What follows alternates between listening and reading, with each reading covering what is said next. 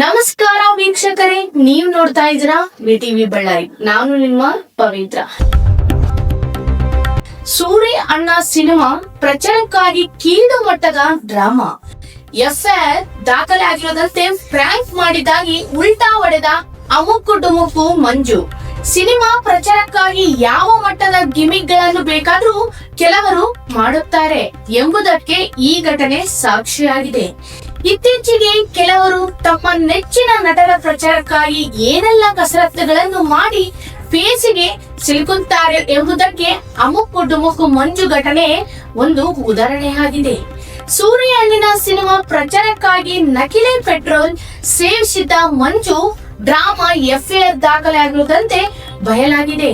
ಸೂರ್ಯ ಅಣ್ಣನ ಸಿನಿಮಾಗಾಗಿ ಅಮುಕು ಡುಮುಕು ಮಂಜು petrol ಕುಡಿದಂತೆ ನಾಟಕವಾಡಿದ್ದ.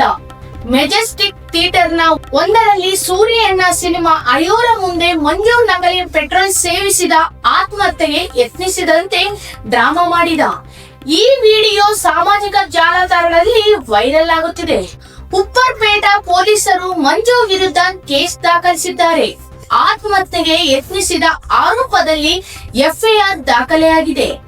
FIR ದಾಖಲಾಗಿರುವುದಂತೆ ಎಚ್ಚರ ಮಂಜು ತಾನು ಮಾಡಿದ್ದೆಲ್ಲೋ ನಾಟಕ, ಪ್ರಚಾರಕ್ಕಾಗಿ ಮಾಡಿದ ಗಿಮಿಕ್ ಎಂದು ವಿಡಿಯೋ ಹೇಳಿಕೆ ನೀಡಿದ್ದಾರೆ. ಅಲ್ಲದೆ ನಾನು ಪ್ರ್ಯಾಂಕ್ ಮಾಡಿದೊಳಗಾಗಿ ಮೊದಲೇ ಮಾಡಿದ್ದೆ, ವಿಡಿಯೋ ಬಿಡುಗಡೆ ಮಾಡಿದ್ದೀನಿ ಅಲ್ವಾ.